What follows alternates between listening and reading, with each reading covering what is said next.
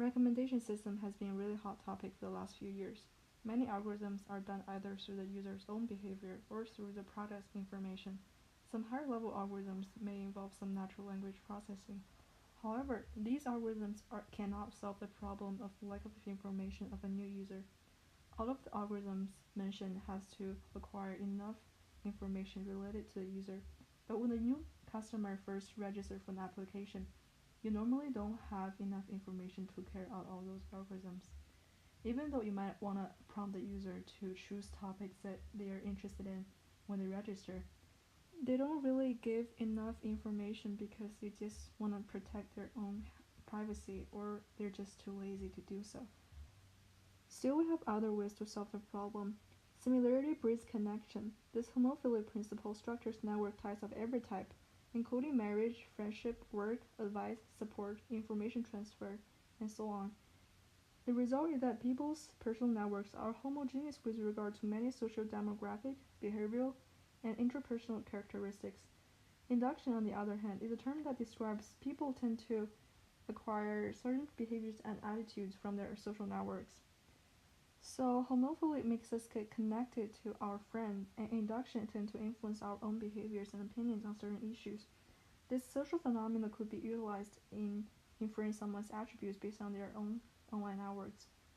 With limited information reviewed by the users, computer scientists are still able to catch much more information hidden in their online networks and behaviors. A research done in 2010 has shown that with as little as 20% of the users providing attributes, we could infer some attributes for the remaining users with over 80% accuracy. The researchers collected the dataset by crawling part of the Facebook through the site's public web interface. They crawled the Rice University Facebook network, which consists of Rice University students and alumni. They started by logging into the Facebook user account of one of the authors, who was a student at Rice University at the time the research was done. Their first observation is that users are statistically much more likely to be friends with other users who share their attributes when compared to users who have no attributes in common. First of all, for each attribute, say A, such as college, matriculation year, or high school, they calculate the fraction of links for which users are shared the same value of attribute A by the first equation, where AI represents the value of attribute for A for user I, and E represents the set of all links. They then divided this by EA, or what would be expected if attributes were placed randomly, where Ti are the number of users with each of the possible K attribute values, and U being the sum of that value of T's with I ranging from 0 to K.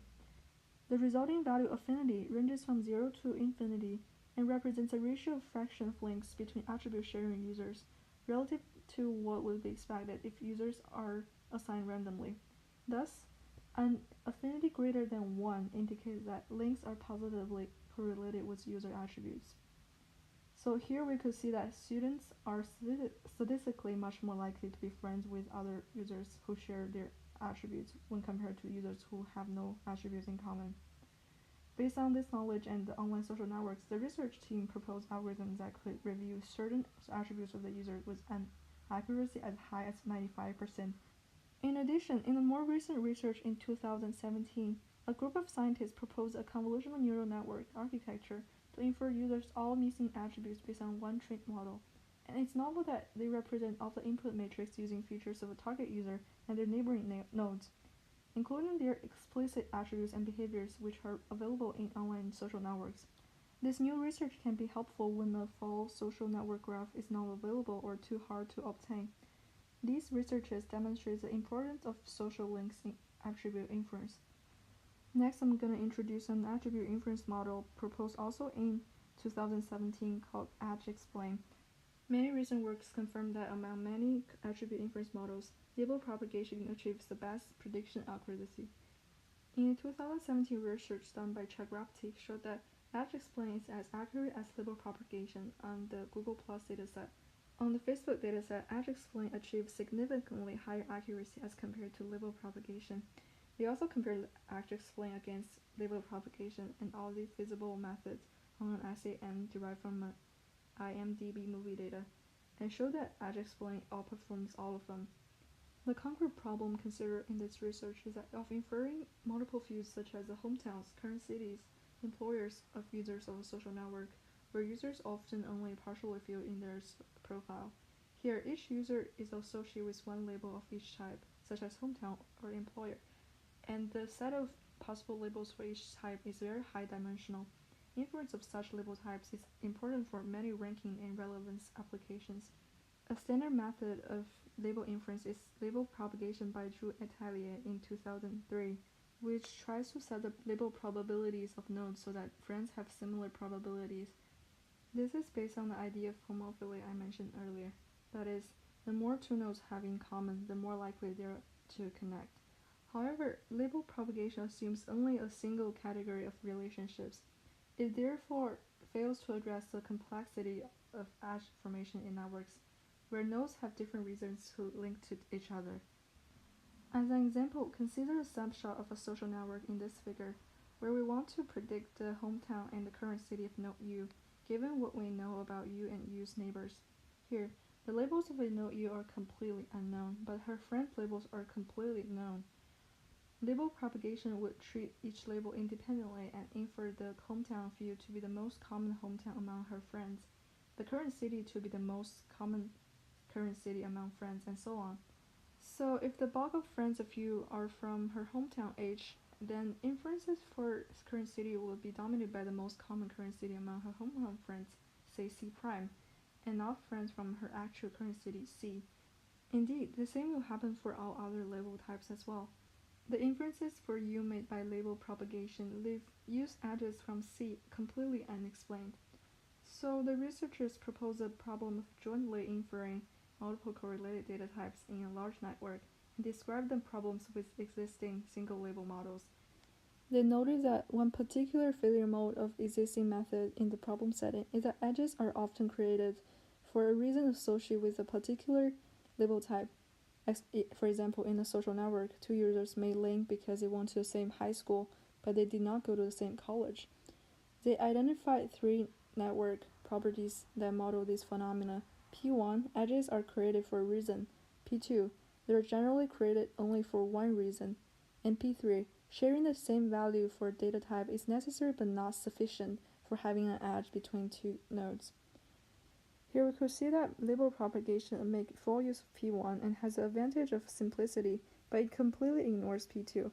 Intuitively, label propagation assumes that friends tend to be similar in all respects, whereas what P2 suggests is that each friendship tends to have a single reason.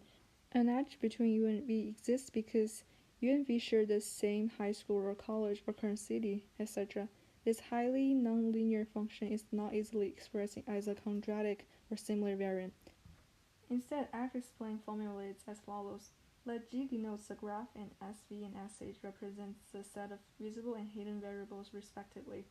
The variable SUTL is known if the user has publicly declared the label L for type T, and unknown otherwise. We define edge-explain as follows. Where Z is a normalization constant, here RUVT indicates whether a shared label type T is the reason underlying the edge between U and V. The softmax function should have three properties. A. It should be monotonically non-decreasing in each argument. B. It should achieve a value close to its maximum as long as any one of its parameters is high. And also, C. It should be differentiable and for ease of analysis. In equation 4, they use a sigmoid function to implement this. This monotonically increases from 0 to 1 and achieves values greater than 1 minus epsilon once x is greater than an epsilon-dependent threshold. In addition, the sigmoid enables fine control of the degree of explanation required for each edge, and allows for easy extensions to more complex label types and 8 extra features, all of which make it the preferred choice for softmax. In a nutshell, their modeling assumption can be stated as follows. It is better to explain as many friendships as possible rather than to explain a few friendships really well. Equation 2 is maximized if the softmax function achieves a high value for each edge between U and V, that is, if each edge is explained. This is achieved if the sum of RUVT is relatively high, which in turn is satisfied if the product of SUTL and SVTL is 1 for even one label L. In other words, when there exists any label that both U and V share, the parameter alpha controls the degree of explanation needed for each edge. A small alpha forces the learning algorithm to be very sure that U and V share one or more label types, where with a large alpha, a single matching label type is enough. Empirical results prove that large alpha values perform better, suggesting that even a single matching label type is enough to explain the edge. The parameter c in equation 4 can be thought of as the probability of matching on an unknown label type, distinct from the 5 we consider. For the example I am demonstrating, they set c equal to 0 to reflect their belief that the 5 label types they consider represents the primary reasons for friendship formation. Further intuition can be gained by considering a node U whose labels are completely unknown but whose friend labels are completely known, as shown in figure 1.